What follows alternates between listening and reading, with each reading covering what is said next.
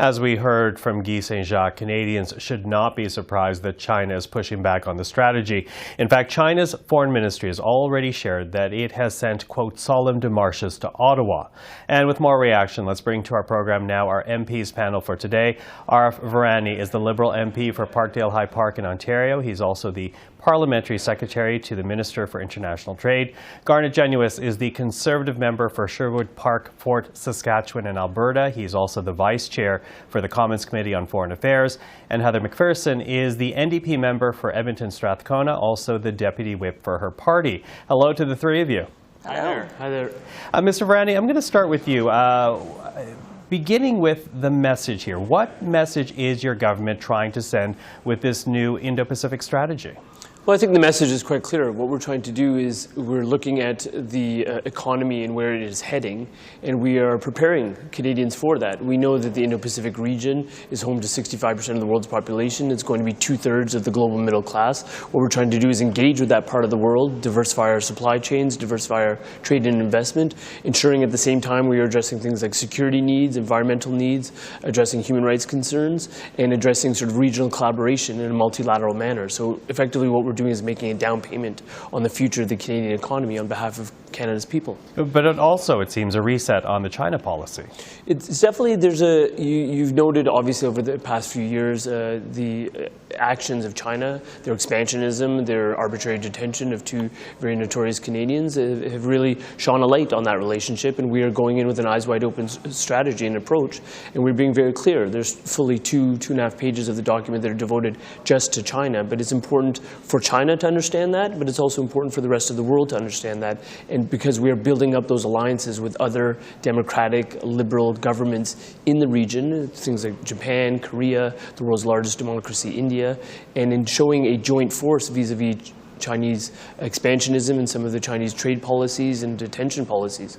We are speaking in unison as a group of nations in terms of how we will be handling an ever more expansionist China. And that's important to the Chinese, but it's also important for Canada. Because ultimately this is a Canadian strategy that's meant to benefit Canada's interests, Canadian businesses, Canadian individuals who live in this country who want to see prosperity through greater engagement in the region.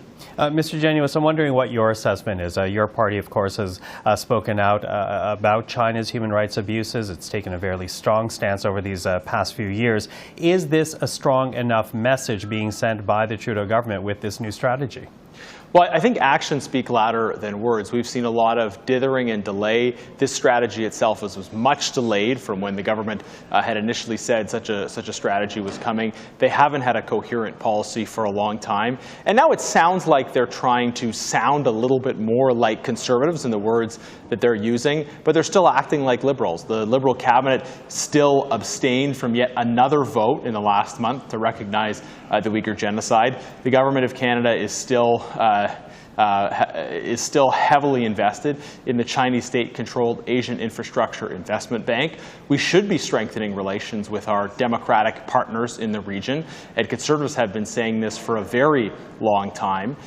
Liberals have been behind on it, and they're still not all in. They're still spending our dollars through the AIIB. They're still at the government level refusing to recognize the Uyghur genocide. So we see them trying to sound a little bit more like Conservatives today, but they're still acting like liberals.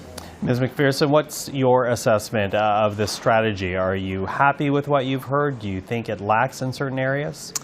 Well, you know, I think that it's great that the strategy has come forward. I think that I commend the government for bringing the strategy forward. I will agree that it's far too late. This has taken a very long time. There's no reason why we should have sent the Prime Minister to South Asia in the last few weeks without this strategy. There's no reason why we've been waiting for this for such a long time. So while I'm happy to see the strategy in place, I'm happy to see it brought forward, I do have concerns about how long it's taken. I also have to say that you know, this is a government that we have heard time and time again tell us that they are going to do something, tell us that they are going to take action, and we don't see the follow-up. We don't see the action. It's a government that's very good at words, not great at action. You know, we have a feminist international assistance policy, never funded. We have a core ombudsperson that's supposed to be protecting Canadians or people around the world from Canadian mining companies, never given the tools to do the work that they need to do. You know, we have a government that refuses to acknowledge the Uyghur genocide. You know, we have a minister that was just recently in Qatar and did not speak about human rights abuses in that country while he was there. And so I like what I see. I like some of the things that are in the strategy. I'm going to be watching very, very closely to see how this is implemented and how this is actualized. Mr. Virani, I'll get you to pick up there because the Uyghur genocide raised by both your colleagues beside you right now. There's also questions as to what the government is doing to address perhaps more forcefully the existence of Chinese police stations in Canada, as well as the allegations of election interference. What do you say to those criticisms that on the one hand you have this new strategy as a government, but as we heard not only from your two colleagues, but in commentary around this Indo-Pacific strategy, that there needs to be more particulars in terms of addressing the overreaches in this country as well? And those are, in terms of addressing some of those concerns, so let me be very, very specific. The document, when it highlights aspects of the relationship with China, highlights Tibetan human rights, Uyghur human rights, the rights of democracy protesters in Hong Kong, protecting Taiwanese integrity and territorial safety in terms of our naval investments, but also in terms of ensuring that further encroachments on the Strait of Taiwan are not tolerated. Those are important. Let me just refer back to something that Garnett had said, because I take strong issue with it. There's no effort to sound conservative in this document.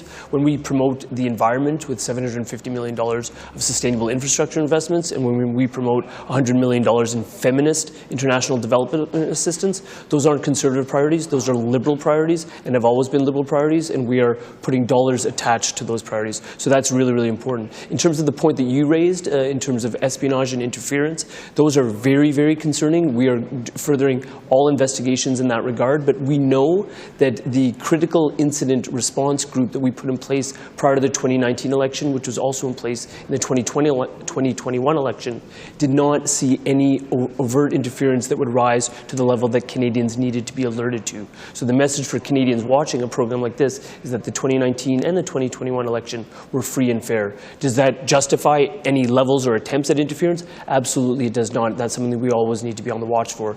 By that token, there's also an investment of about $70 million into cybersecurity safety, which is part and parcel of the military safety components of this strategy.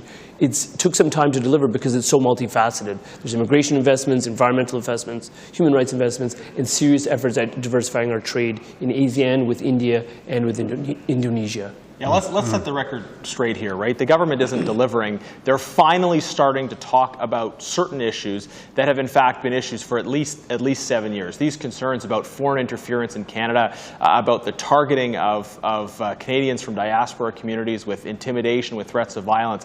These are long-standing concerns. I've been raising these issues in the House for as long as I've been a member of Parliament, as have other members of our caucus. And this government has been called on by so many outside groups as well as parliamentarians to take strong measures, to take legislative action, and to put resources behind protecting our security and our sovereignty. The government hasn't done that. Now they've come out with a document that in part starts to acknowledge some aspects of the problem, but this isn't action. This is finally using some of the right words, but the proof will be in the actions the government takes or doesn't take. We still haven't seen new legislation to respond to the issues of foreign interference. We haven't seen any proposals from the government to respond to issues of foreign interference. We haven't seen support to victims of foreign interference. We haven't seen a willingness to recognize the Uyghur genocide or pull out of the AIIB. I will give Mr. Virani credit. He gave a speech in the House calling on his government to recognize the Uyghur genocide, and yet the front bench of his party didn't listen to him. This is the problem we have, that there's still a talking out of both sides of their mouth when it comes to these fundamental human rights issues. And again, putting a few extra words out there that are things conservatives have been talking about for a long time, but continuing to fail to deliver, this is a huge problem. Mm-hmm. I've got about 3 minutes left. I do want to ask one more question on the other perspective on this, and Ms. McPherson, I'll get you to start us off, and I'll go down the row here.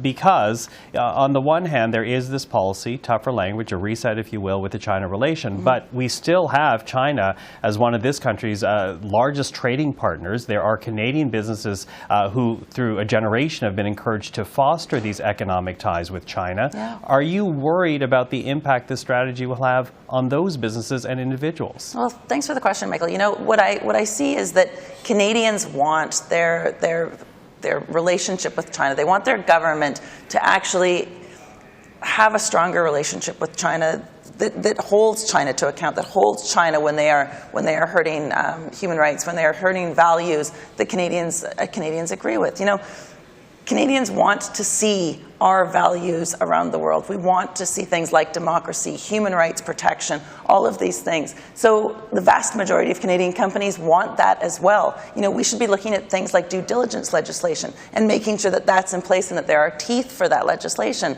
We will be working with China. China is vastly too big to not work with them. Also vastly too important to miss when things like environment, like things like health. We are going to work with China. But what I'm hoping we can do is find a way to work with China when we need to, when those things align, and also hold China to account when they don't. When China acts against protesters, when China acts against their own citizens, we have to have the moral courage to stand up. We have to have the moral courage to demand that China follow the rule of international law. So it is a balance. And I do want to work with the government on this balance, on making sure we get it right. But at this point, you know, we have a piece of paper, we don't have action. So I'm looking forward to moving that forward. Mr. Genuis, 30 seconds to you on that. Are you concerned about business impacts? Well, I think it is challenging for businesses and everybody else when we've got such inconsistent messages coming out of the government. And it seems that foreign policy is one area where prospective leadership candidates are trying to differentiate themselves, and that does create an inconsistency in terms of the message. The reality is, though, in terms of economics and trade, we need to have secure supply of critical goods, and we saw this through the pandemic, how important it was to have secure supply chains that were protecting human rights and that also weren't going to be arbitrarily cut off for political reasons. So I think this is something we need to take on board, and this is the time now. We should have been doing it for years, but we need to now move forward with strengthening trade and other ties with like-minded democracies in the region. Taiwan, South Korea, India, Japan, etc. Okay, Arif Virani, the last 30 seconds to you. So very briefly, with respect to the Uyghurs, this document highlights specifically the lack of Chinese cooperation with the UN Human Rights Council. That's something that our government, including cabinet, has been advocating for. With respect to the business and trade community, in my parliamentary secretary role, what they've been asking us for is exactly this strategy. They are very encouraged by what we're putting on the table: increased investments, more of a Team Canada approach, business offices located in the region that can help with things like agricultural producers in Alberta, et cetera. Those are critical towards the trade diversity that we need that will help Canadian businesses. Far from being threatened by this policy, they're actually encouraged by it. Okay, well, we obviously need an hour-long show to accommodate the three of you. But for right now, Arif Virani, Garnett Genuis, and Heather McPherson, thank you so much for the time tonight. Thanks very much. Thank you. Thank you.